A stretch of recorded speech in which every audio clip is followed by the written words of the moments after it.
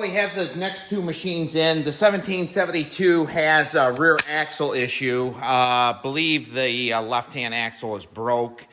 Gentleman said when he was plowing, it had a sudden stop, and believe it'll still drive as long as the left-hand axle is broke. But it already has been changed over to the 30 millimeter, so we're going to get to that. But first, we're going to work on the 1440. This machine came in here the other day. The gentleman that owned it used this for transportation, and you can see by the wheel right there, it's really wore. Now, this side here has a John Deere rear wheel on it, and this one right here is pretty wore. But this machine came in. I'm going to post some pictures of it. It was extremely dirty. And when we change the clutch, I'm going to show you exactly what was wrong with the clutch that was on this machine. So we're going to take a little bit of a break. We have some customers coming in, and then we're going to check the circuits, make sure the electric clutch is going to work, and then we're going to put it on. Now, I removed the hood and everything. We're going to, actually, I think we're just going to start it right up. And we're going to check to make sure this is the old wire on the old clutch. I'm going to show you that in just a few seconds. We're going to make sure we're live. Put some batteries in the seat right there for the seat switch. Right over there is the old clutch. There's the clutch. If it's has juice to it, I'm going to replace it with. So this is a real simple job, but I just want to make sure, test it to make sure I have juice.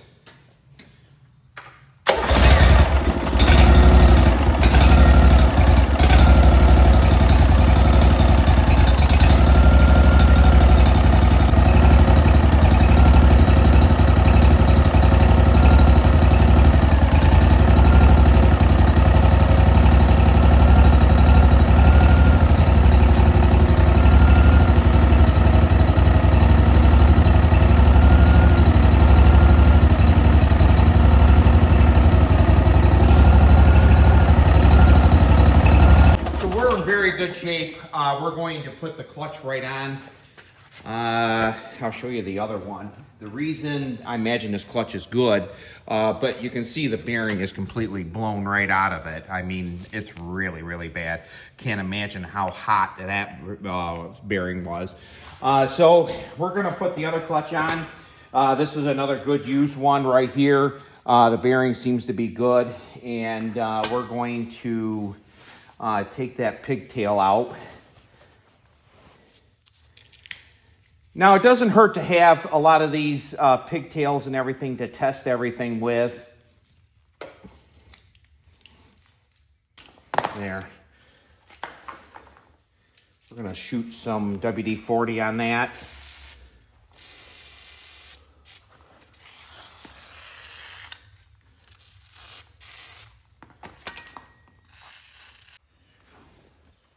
So now we're ready to put the clutch on. I'm using a jack stand for the camera. Right here's the notch we're going to put it in because I want my wire facing this way right here. We're going to start it and turn it at the same time.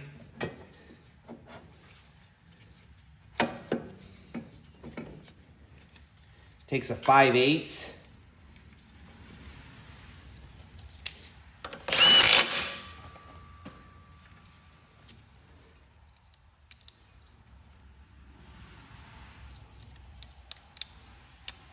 Plug it right in there. And we're going to hit the switch.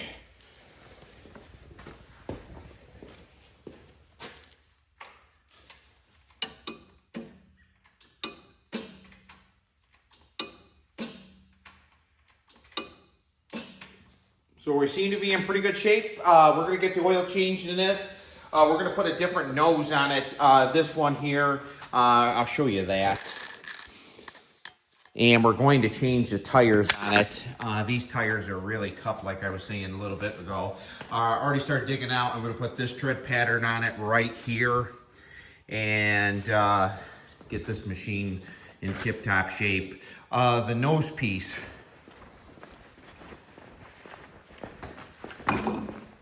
Nose piece is in a little bit of disarray right there. It's broken on one stand. Has a hole through the hood right there. but that side's completely blown out also. So we're going to get it done, and before this machine leaves, I'm going to take a picture of it so you see the results. Welcome back. Now we're going to put the motor back in, and I checked it all out. I wanted to make sure the starter was good, and seemed to be in pretty good shape. So we're ready to install it. It's going to be a little bit more difficult because of these hydraulic lines, but I'll show you how I do it.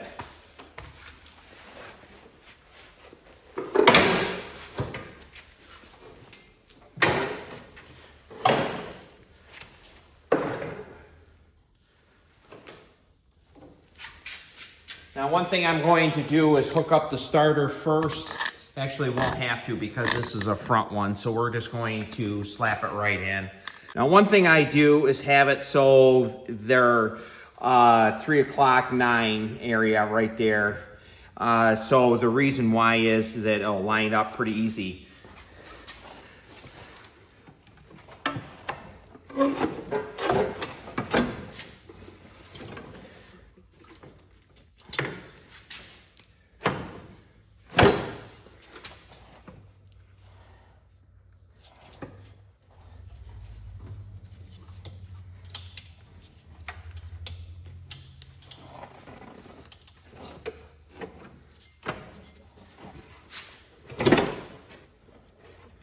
Pretty close right there. I am going to put the nuts on right there.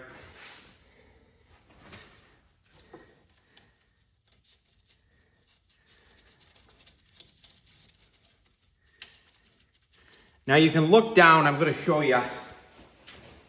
You know you're in pretty good shape when you can look right through that hole right there, and then this one here, the cylinder bracket's in the way, but you can kind of see the light right there. That's what you're aiming for right there.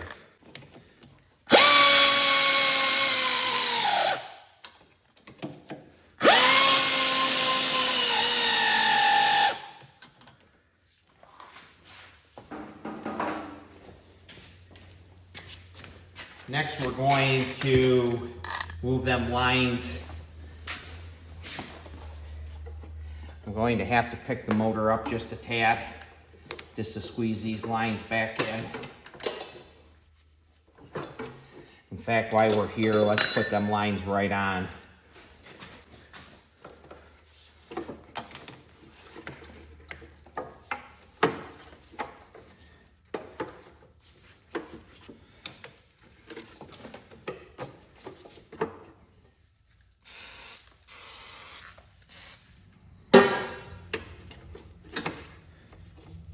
Just wanted to make sure they're not different lengths. I don't believe they are. If you're not happy with it, the way it acts on the dash, just change them.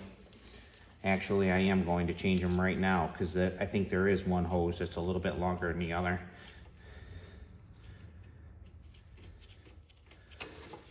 Yeah.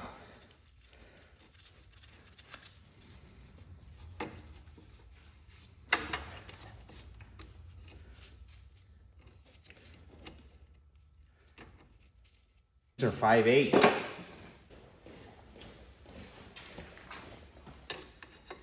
We're gonna tighten them right up.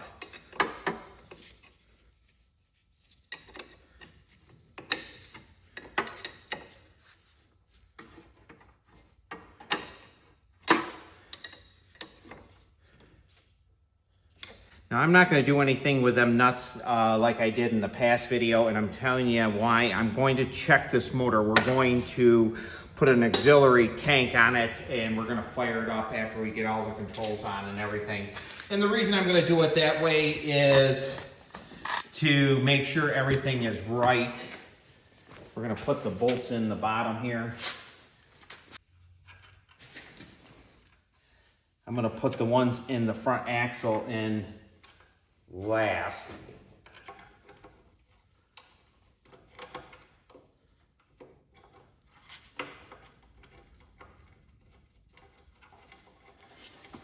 Want to keep them loose, and you don't want to tighten them up. And the reason you don't want to tighten them up because you're going to have to move your motor around to get all the bolts in it.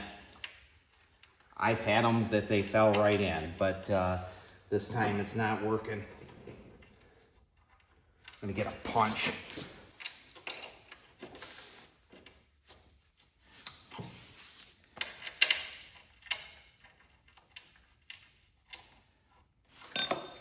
Now I probably buggered it up a little bit, but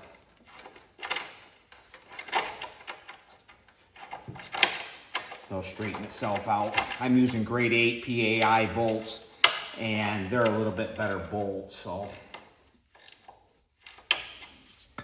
we're gonna go to the other side.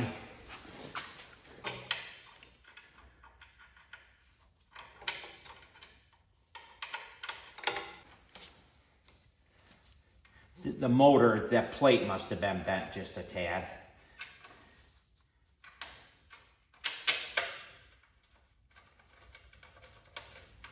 And you can see they're going right in. Now I pre-lubed them all. Do have to tighten up that also.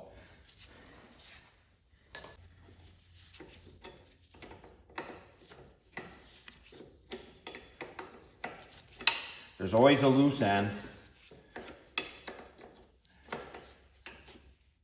I'll put cotter pins in it a little bit later. But I'm going to put a floor jack in, and I'm going to pick up one side each, and then we're going to put the front bolts in.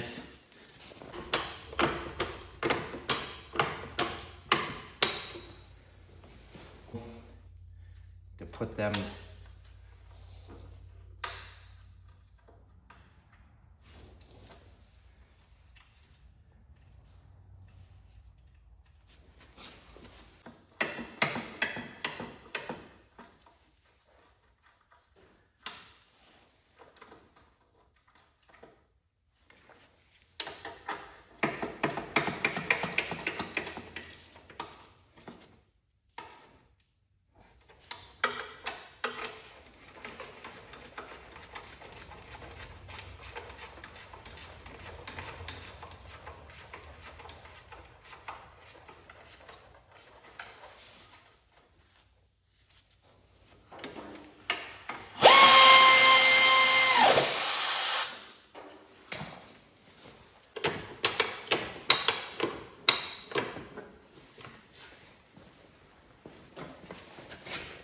Now today I was supposed to be changing a rear end in a 1772, but plans changed today, and that happens quite often.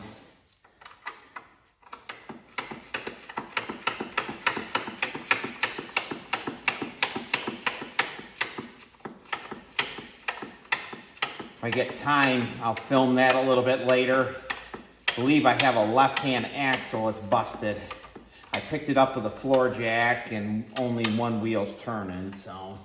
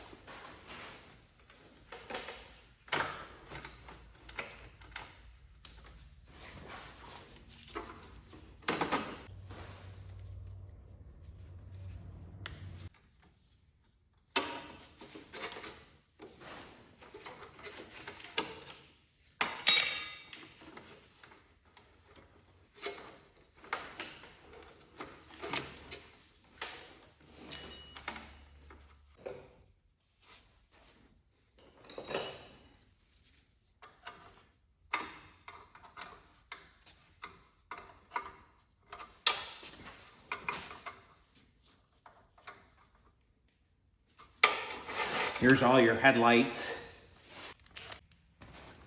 Here's your ground for your headlights.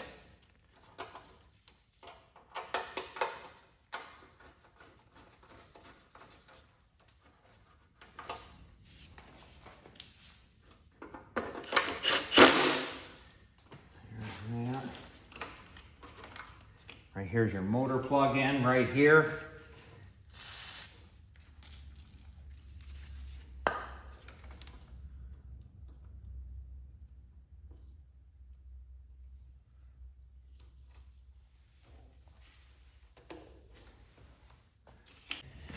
Now we're going to put the governor rod on. This could be a little bit tricky.